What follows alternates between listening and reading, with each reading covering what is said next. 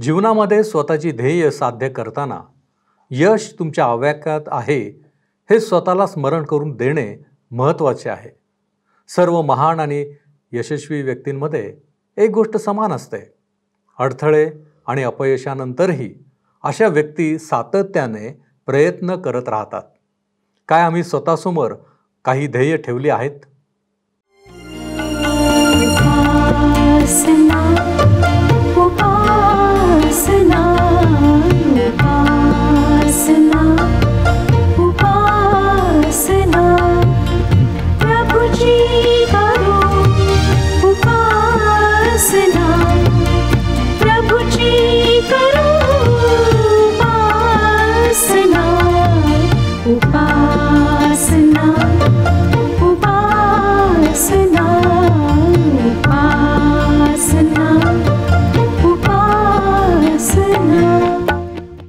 सर्व सृष्टीचा निर्माणकर्ता परमेश्वर याच्या नावाला मान, महिमा आणि गौरव सदा सर्व काळ असो.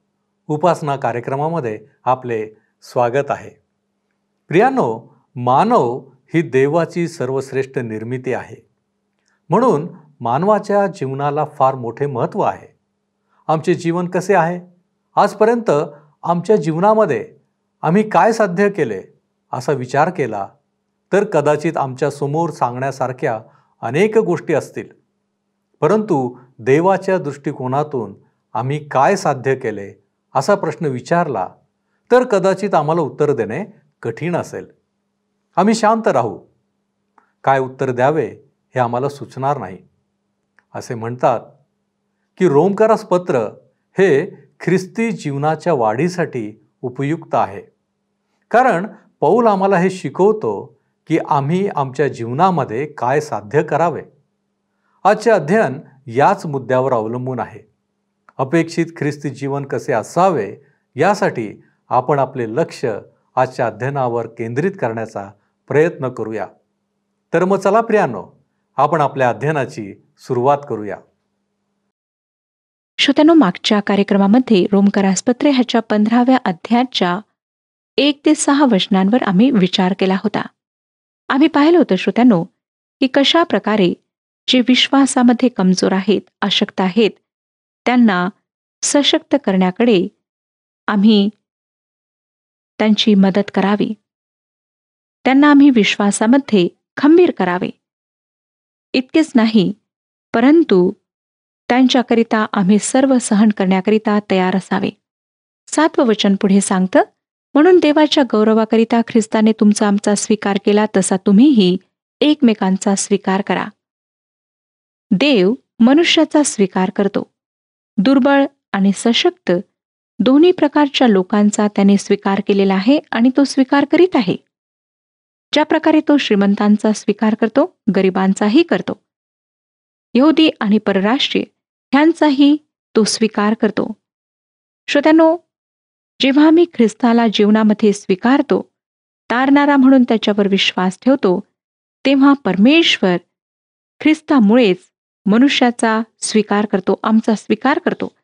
आता सशक्त आणि अशक्त ह्यांनी एकमेकांचा स्वीकार करावा आणि त्याद्वारे त्यांनी देवाचे गौरव करावे ह्याबद्दल पॉल सांगत आहे.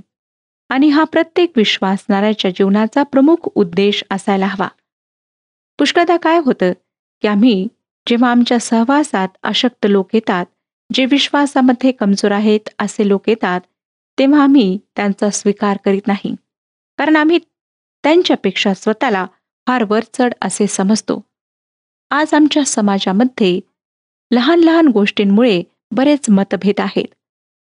आम्ही त्यामुळे एकमेकांशी संगती करीत नाही. स्वतःला दुसऱ्यांहून चांगले समजू लागतो. आमचे विचार एकमेकांशी जुळत नाहीत. परंतु तरीसुद्धा जर मुख्य उद्देशाविषयी आम्ही एकमत आहोत, तर आम्हाला दुसऱ्या विश्वासणाऱ्यांचा स्वीकार करायचा आहे. ज्या प्रकारे येशू ख्रिस्ताने देवाच्या गौरवासाठी आमचा स्वीकार केला. आम्हाला आपसी मतभेद दूर करायचे आहेत. लहान लहान गोष्टींना आमच्या जीवनातून आम्हाला काढायचे आहे, जेणेकरून आमच्यामध्ये एकता दिसावी. श्रोत्यांनो, जेव्हा आम्ही परमेश्वराच्या सहवासात असतो आणि त्याच्या संगतीत चालतो, तेव्हा आम्ही त्याचे गौरव पाहू शकतो आणि तेव्हाच आम्ही सर्व एक मताचे बनू शकतो. आम्हाला बऱ्याच गोष्टींमध्ये बदल करायचा आहे. आम्ही सर्वजण एक दिवस बदलणार आहोत. आम्ही परमेश्वराच्या प्रतिमेमध्ये बदलणार आहोत. आम्ही त्याच्यासारखे होणार आहोत आणि त्यावेळेला आमच्यामध्ये मतभेद राहणार नाहीत. आम्ही एकमेकांशी सहमत असणार आहोत. म्हणून अवश्य आहे श्रोत्यानो, की जेव्हा आम्ही ह्या पृथ्वीवर राहत आहोत तेव्हा आमच्यामध्ये एक मत असावे. ह्या सत्याच्या दृष्टिकोनातून आम्हाला ज्या गोष्टींमध्ये आम्ही एकमत आहोत त्यावर लक्ष केंद्रित करायचे आहे. 8 आणि 9 वचने पुढे सांगतात, कारण मी असे म्हणतो की देवाच्या सत्याकरिता ख्रिस्त सुनता झालेल्या लोकांचा सेवक झाला, असे की पूर्वजास दिलेली अभिवचने त्याने निश्चित करावी आणि परराष्ट्रीयांनी त्याच्या दयेमुळे देवाचे गौरव करावे. शास्त्रात असे लिहिले आहे की म्हणून परराष्ट्रीयांमध्ये मी तुझे स्तवन करीन व तुझ्या नावाचे स्तोत्र गाईन. श्रोत्यानो, जेव्हा प्रभू येशू ख्रिस्त ह्या जगात आला तेव्हा तो सुनता झालेल्या लोकांचा सेवक झाला. हे फक्त ह्याच ठिकाणी उल्लेखण्यात आलेले आहे. त्याची सेवा इस्रायलांपर्यंतच सीमित होती. त्याने मत्ते शुभवर्तमान 15 अध्याय आणि 24 वचनात अशा प्रकारे स्वतःविषयी फार मोकळेपणाने सांगितले. त्याने उत्तर दिले, इस्रायलाच्या घराण्यातील हरवलेल्या मेंढराखेरीज इतर कोणाकडे मला पाठविलेले नाही. तसेच मत्ते शुभवर्तमान 10 अध्याय आणि 6 वचनामध्ये त्याने आपल्या शिष्यांना सांगितले, तर इस्रायल घराण्यातील हरवलेल्या मेंढराकडे जा. सुमारे 2000 वर्षांपूर्वी ख्रिस्त ह्या जगात आला आणि तो अब्राहम, इसाक आणि याकोब ह्यांना दिलेल्या वचनाची पूर्णता करायस आला. देवाने सांगितले, अब्राहमाच्या कुळात त्याचा जन्म होईल आणि तो संपूर्ण जगाकरिता आशीर्वादाचे कारण होईल. ख्रिस्त यहुदी आणि परराष्ट्रीय दोघांनाही आशीर्वाद म्हणून आला.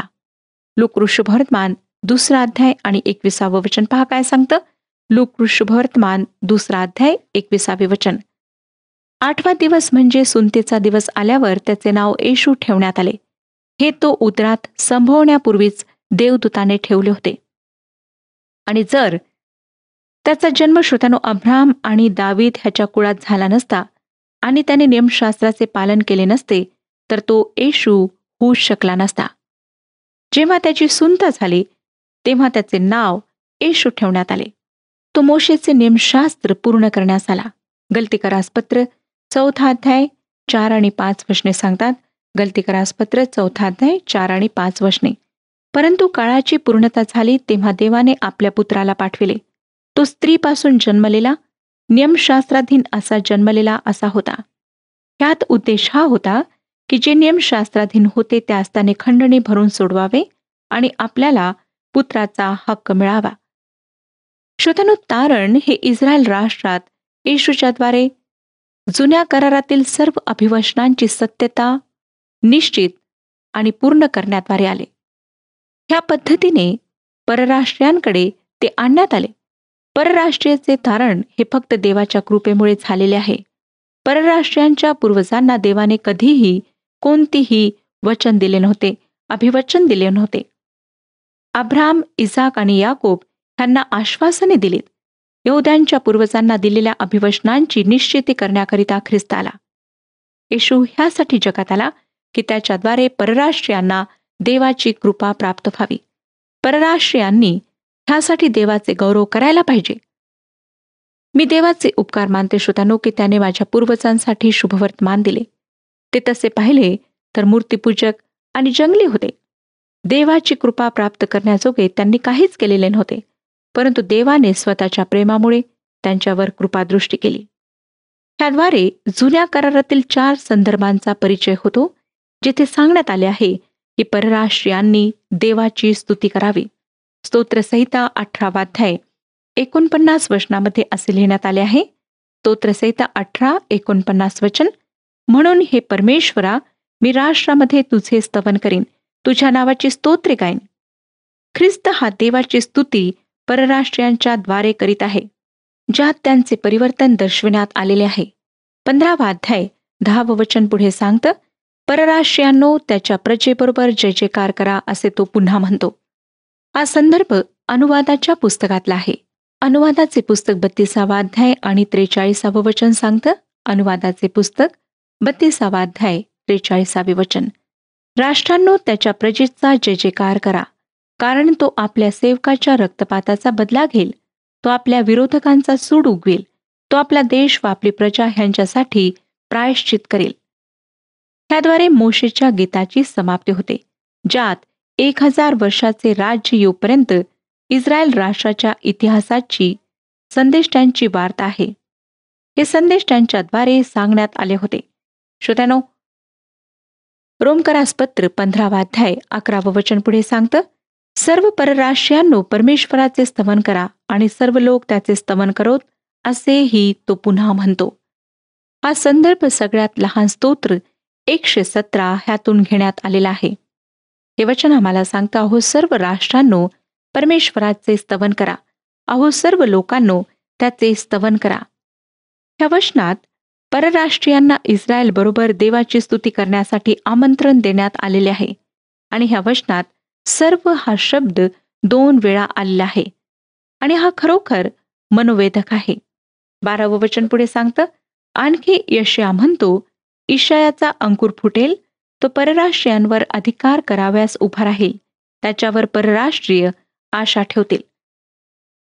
हा संदर्भ यशायाच्या पुस्तकाच्या 11व्या अध्यायाच्या 10व्या वचनातून घेण्यात आलेला आहे. हे वचन सांगतं, त्या समय असे होईल की राष्ट्रांकरिता ध्वजवत उभारलेल्या इशायाच्या धुमाऱ्याला राष्ट्रे शरण येतील, त्याचे निवासस्थान गौरवयुक्त होईल. जरी श्रोत्यानो, मसीहाचा जन्म दाविदाच्या वंशावळीत झालेला असला तरीही तो परराष्ट्रीयांवर सुद्धा राज्य करेल. ह्या ठिकाणी आम्हाला देवाचा उदात्त हेतू पाहावयास मिळतो, तो असा की परराष्ट्रीयांनी सुद्धा ख्रिस्ताकडे यावे. काही लोक पौलाच्या दिवसात ख्रिस्ताकडे आलेत. मोठ्या आनंदाच्या दिवसासाठी ते प्रथम फळ असे झाले. लक्षात ठेवा, पौल रोमकरास पत्र लिहित आहे आणि रोम येथील मंडळी ही बहुतांशी परराष्ट्रीयांची मंडळी होती, ज्याप्रमाणे आज आपल्या मंडळ्या आहेत. नंतर 13व्या वचनात तो काय म्हणतो पहा, आता आशेचा देव विश्वास ठेवण्यामुळे तुम्हाला संपूर्ण आनंदाने व शांतीने भरो, अशाकरिता की तुम्हाला पवित्र आत्म्याच्या सामर्थ्याने विपुल आशा प्राप्त व्हावी. आशेचा देव हे देवाचे नवे नाव आहे. हे नाव रोमांचकारी आहे, कारण विश्वास करणाऱ्या अंतकरणांना येथेच जेव्हा ते वादळात सापडतात तेव्हा आश्रयाच्या खडकाखाली आश्रय मिळतो.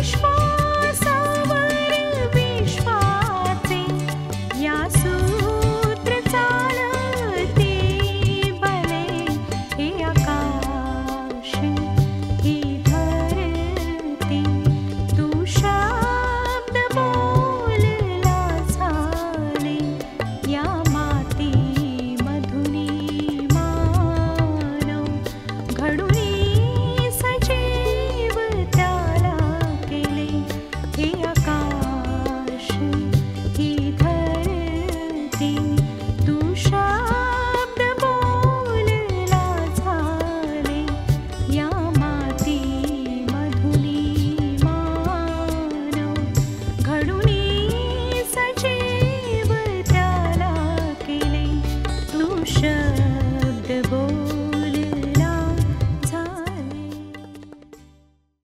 आशेचा देव विश्वास ठेवण्यामुळे आम्हाला संपूर्ण आनंदाने आणि शांतीने भरतो.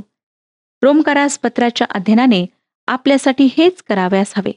मला खात्री आहे श्रोत्यानो की त्याने आपणास आनंद आणि शांती पुरवली आहे, ज्यामुळे त्याच्यावर आपला विश्वास दृढ झाला आहे.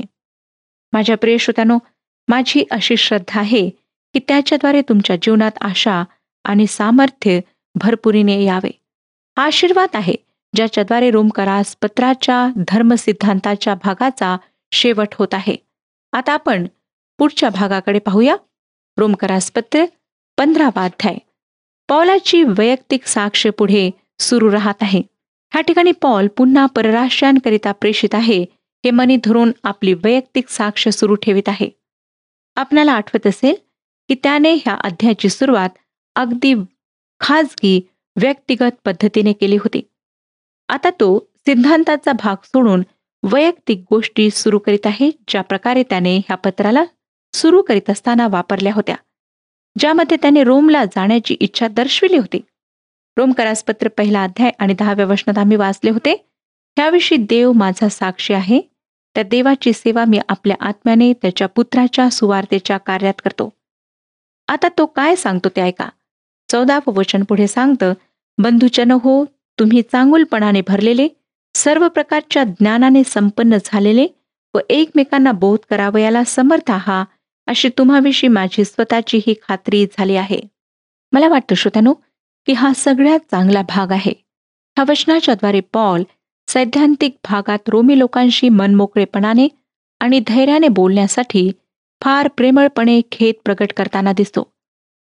तो मंडळी संबंधी बोलत आहे. ह्याचा अर्थ असा नाही की रोम येथील मंडळी ज्ञानात आणि चांगुलपणात कमी होती. ह्याच्या उलट त्यांच्यामध्ये असलेला चांगुलपणा आणि सर्व प्रकारच्या ज्ञानामुळे पौलाचे अंतःकरण भारावून गेले. आणि ते खरोखर आश्चर्यकारक नाही काय?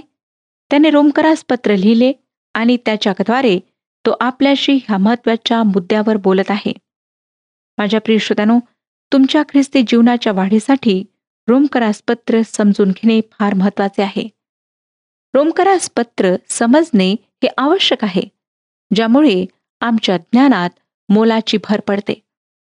प्रत्येक ख्रिस्ती व्यक्तीने रोमकारास पत्र हे पुस्तक समजून घेण्याचा प्रयत्न केला पाहिजे. त्यासाठी कष्ट घ्यायला पाहिजेत, कारण ह्या पुस्तकाच्याद्वारे विश्वासणाऱ्यांचा विश्वास दृढ होण्यास मदत होते. पौलाने अतिशय नम्रपणे आणि गोड भाषेत त्यांचे विश्लेषण केलेले आहे. आणि हे सर्व जरी देवाकडून त्याला प्राप्त झालेले होते, तरी अगदी सामान्य माणसाप्रमाणे पौल आम्हाला ते देवाच्या गौरवासाठी सांगण्याचा प्रयत्न करीत आहे. 15 आणि 16 वचने पहा. तरी मला देवापासून प्राप्त झालेल्या कृपेमुळे मी तुम्हाला आठवण देऊन थोडे बहुत अधिक धैर्याने लिहिले आहे. ती कृपा अशी की मी परराष्ट्रीयांसाठी येशू ख्रिस्ताचा सेवक होऊन देवाच्या सुवार्तेचा याजक व्हावे, अशासाठी की परराष्ट्रीय हेच अर्पण पवित्र आत्म्याने शुद्ध होऊन मान्य व्हावे. जेव्हा पौल म्हणतो मी लिहिलेले आहे, ह्याचा संदर्भ तो रोमकारास पत्र ह्याच्याच संबंधाने म्हणत आहे. ह्या पत्रामध्ये धीराविषयी तो लिहित आहे आणि त्याच्याद्वारे तो त्याच्या साहसाच्या सत्यतेचे स्पष्टीकरण देऊन त्यांना स्मरण करून देत आहे की तो परराष्ट्रीयांचा प्रेषित आहे. त्याला देवाकडून जो अधिकार मिळाला, जे कार्य त्याच्यावर देवाच्या कृपेने सोपविण्यात आले होते, त्या अधिकाराचा उपयोग तो रोमी रहिवाशांना लिहित असताना करीत आहे. तो त्यांचे मार्गदर्शन करीत होता. ह्या वाक्यामुळे पौलाच्या लिखाणाला एक वेगळेच महत्त्व प्राप्त झालेले आहे. लेवी मंदिरातील उपासनेकरिता जी भाषा वापरीत तीच भाषा वापरून तो हे दर्शवित आहे की तो शुभवर्तमान प्रचार करणारा एक सेवक आहे. परराष्ट्रीय हे स्वीकारार्थी आहे. त्यांचा स्वीकार करण्यात आलेला आहे. ह्याला कोणत्याही नियमांचे किंवा धर्माचे बंधन नाही. त्यांचा स्वीकार फक्त येशू ख्रिस्ताच्या द्वारे जसे पौलाने सांगितले तसा करण्यात आला. आता वचन आम्हाला सांगतं की पवित्र करण्यात आले. पवित्र आत्मा हा परराष्ट्रीयांच्या अंतःकरणात सुद्धा वास करतो. जी परराष्ट्रीय विश्वासणारे आहेत त्यांच्या अंतःकरणात पवित्र आत्म्याने कर्नेल्यपासून वास करण्यास सुरुवात केली. पवित्र करण्याचे कार्य प्रथम यहुदी आणि नंतर परराष्ट्रीयांमध्ये तेव्हा सुरू होते ज्या क्षणी विश्वासणाऱ्यात परिवर्तन घडून येते आणि पवित्र आत्मा त्या व्यक्तीमध्ये पूर्णपणे आपला वास स्थापित करतो. त्या व्यक्तीला आपल्या ताब्यात घेऊन त्यामध्ये तो वास करण्यास सुरुवात करतो. पौलाने शुभवर्तमान सांगितले, परंतु ज्या वेळेस त्यांनी विश्वास केला तेव्हा देवाने त्यांना पवित्र आत्मा दिला. विश्वास ठेवला त्यावेळेस त्यांना पवित्र आत्मा प्राप्त झाला. आपण हे लक्षात ठेवायला पाहिजे श्रोत्यानो, की पौल हा परराष्ट्रीयांचा एक विशेष प्रकारे प्रेषित होता. त्याला विशेष प्रकारचे ज्ञान आणि दान देण्यात आलेले होते आणि त्या सर्वांचा उपयोग पौलाने परराष्ट्रीयांना सुवार्ता सांगण्यासाठी केला. त्याच्याद्वारे त्यांना देवाकडे वळविण्याचा त्याने प्रयत्न केला. या सर्व प्रकरणाशी पूर्णपणे एकरूप होणे हे आम्हाला आजच्या परिस्थितीत शक्य नाही. तरीही आम्ही परराष्ट्रीय होण्याच्या नात्याने ह्या सर्व गोष्टीत प्रवेश करू शकलो ज्या गोष्टींकडे संकेत केल्या जात आहे. माझ्या प्रिय श्रोत्यानो, जर तुम्ही कधीही पौलाच्या प्रेषितपणाबद्दल देवाचे आभार मानले नसतील तर ह्या क्षणी आपणाजवळ संधी आहे. आत्ताच आभार माना. कारण पौलाने ज्या प्रकारे सुवार्ता सांगितली, ज्या प्रकारे त्याने परमेश्वराची सेवा केली ती खरोखर अवर्णनीय आहे. देवाने आम्हाला पौल दिला आहे आणि म्हणूनच रोमकरास पत्र हे पुस्तक आम्ही वाचायला हवे. त्या 17वे वचन पहा काय सांगतं. ह्यावरून देवाच्या गोष्टी संबंधाने ख्रिस्त येशूविषयी मला अभिमान वाटतो. पौलाने फार साहसाने धीराने रोम येथील मंडळीला हे पत्र लिहिले आणि असं वाटतं की त्याला त्याबद्दल खंत सुद्धा वाटत होती. कारण त्याने ओळखले होते की रोममधील संतांना त्याच्या मार्गदर्शनाची कदाचित आवश्यकता नाही. इतके असूनही त्याने मोठ्या आत्मविश्वासाने त्यांना लिहिले. यामध्ये व्यक्तिगत धारणा नाही. तो येशू ख्रिस्ताचा सेवक होता. तो ख्रिस्ताची इच्छा पूर्ण करीत होता आणि हे पाहणे फार महत्वाचे आहे. श्रोत्यानो, आम्ही एक गोष्ट लक्षात ठेवायला हवी की जे देवाचे सेवक आहेत त्यांना कधीच गर्व असायला नको. त्यांच्या स्वभावात गर्व नावाची गोष्ट दिसायला नको. आम्ही सल्ला देण्यास उतावळे न होता ती जागा घेण्यास तयार असावे की फक्त येशू ख्रिस्ताची आम्ही सेवा करीत आहोत आणि सर्व गोष्टींवर त्याचा अधिकार आहे, आमचा नाही. सर्व गोष्टींसाठी त्याला श्रेय मिळायला हवे. बरेचदा आम्ही सेवा तर करतो, परंतु प्रत्येक वेळेला स्वतःकडे त्याचे श्रेय घेतो. लोकांनी आमची स्तुती करावी, आमची प्रशंसा करावी, सर्व गोष्टींबद्दल आम्हाला त्यांनी मान द्यावा ही आमची अपेक्षा असते. परंतु श्रोत्यांनो, पौलाच्या जीवनातून आम्हाला दिसतं की पौलाने स्वतःला काही न समजता प्रत्येक वेळेला ख्रिस्ताचे नाव उंचावले. 18 आणि 19 वचने सांगतात, ख्रिस्ताने माझ्या हातून न घडविलेले काही सांगण्याचे धाडस मी करणार नाही, तर परराष्ट्रीयांनी आज्ञापालन करावे म्हणून त्याने माझ्या शब्दांनी व कृतींनी, चिन्हे व अद्भुते ह्यांच्या सामर्थ्याने, पवित्र आत्म्याच्या सामर्थ्याने जे जे घडविले तेच मी सांगतो. ते हे की येरुशलेमेपासून सभोवती इल्लुरिकामापर्यंत मी ख्रिस्ताची सुवार्ता पूर्णपणे सांगितली आहे. पौल ह्या भागात काहीतरी अत्यंत महत्वाचे असे सांगत आहे. जर आम्हाला पौलाला पूर्णपणे समजून घ्यायचे आहे तर ह्याकडे काळजीपूर्वक आम्ही लक्ष द्यायला हवे. श्रोत्यानो, पौलाने जे काही केले त्या सर्वांमध्ये त्याने ख्रिस्ताला आदर, मान, सन्मान दिला आणि संपूर्ण श्रेय त्याने ख्रिस्ताला दिले. आणि तो म्हणतो की ह्या सर्वांच्या सामर्थ्याने, पवित्र आत्म्याच्या सामर्थ्याने जे जे घडविले तेच मी सांगतो. त्याने संपूर्ण क्षेत्रामध्ये प्रभू येशूची सुवार्ता सांगितली. आज आम्ही कोणत्या प्रयत्नात आहोत? काय स्वतःचे नाव मोठे व्हावे, लोकांनी आमची वाहवा करावी, किंवा ख्रिस्ताच्या नावाची वाहवा व्हावी, ख्रिस्ताचे नाव जगाच्या कानाकोपऱ्यात जावे, हा आमचा उद्देश आहे? तर श्रोत्यानो, आमचा हा उद्देश आहे, तर परमेश्वर अधिक आमची उन्नती करो, आमची मदत करो. परंतु जर आम्ही स्वतःच्या नावाकरिता सेवेमध्ये आहोत, तर आमची सेवा व्यर्थ आहे. म्हणून आपल्या सर्व गोष्टींबद्दल पश्चाताप करा, ख्रिस्ताजवळ या आणि त्याला म्हणा की प्रभू, आजपासून माझ्या जीवनाद्वारे तुझेच गौरव व्हावे असे तू कर. प्रभू परमेश्वर आपणा सर्वांस आशीर्वाद देव आणि आपले मार्गदर्शन करो. हा कार्यक्रम आपणास आवडला काय? आता आम्हाला एक मिस कॉल करा आणि आपण पुढील विजेता होऊ शकता.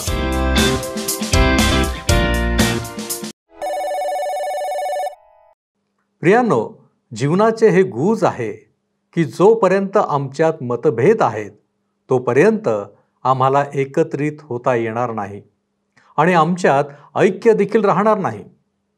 प्रियांनो, आज आपण पाहिले की येशूचे या जगात येणे परराष्ट्रीयांनाही देवाची कृपा प्राप्त होण्यासाठी होते.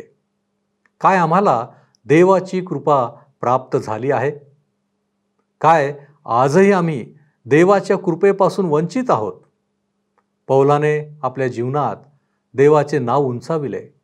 काय आम्ही देवाचे नाव उंचाविले आहे? ख्रिस्ताने जसे आम्हाला स्वीकारले तसे आम्ही इतरांना स्वीकारतो काय?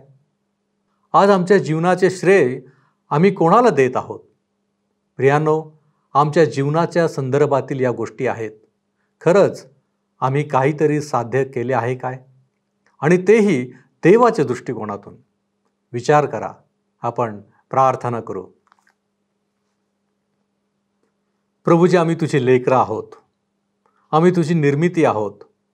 आम्ही तुझ्या चरणांपाशी आलेलो असताना प्रभूजी, जे सुंदरसं मार्गदर्शन तू आज आमच्या अंतःकरणापर्यंत पोहोचवलेलं आहेस, याबद्दल आम्ही तुझे उपकार मानतो. तुला धन्यवाद देतो बापा. प्रभूजी, आज आम्हाला समजून आलेलं आहे की आमच्यामध्ये मतभेद असू नयेत. कारण जेव्हा आमच्यामध्ये मतभेद आहेत त्यावेळेस आम्हाला एकत्रित येता येत नाही, आमच्यामध्ये ऐक्य असत नाही आणि त्याच्यापासून आम्ही पाहतो की आम्हाला भांडणं, वाद, विवाद, तंटा या गोष्टींना सामोरं जावं लागतं. आणि म्हणूनच प्रभू परमेश्वर दे बाप्पा, आम्हाला ती उत्तम चित्त वृत्ती बापा तू दे, ते उत्तम अंतःकरण बापा तू आम्हाला दे, की जेणेकरून आमच्या जीवनामध्ये आम्ही इतरांचा देखील विचार करू शकू. यासाठी प्रभूजी आम्ही स्वतःला तुझ्या पवित्र हातामध्ये सोपवितो. तू आमचा ताबा घे, तू आम्हाला आशीर्वादित कर. येशू ख्रिस्त आमचा प्रभू याच्याद्वारे मागतो म्हणून तू ऐक. आमेन. एकमेकांबरोबर उपकारी व कनवळ व्हा. एकमेकांना क्षमा करा. प्रभू तुम्हासह असो.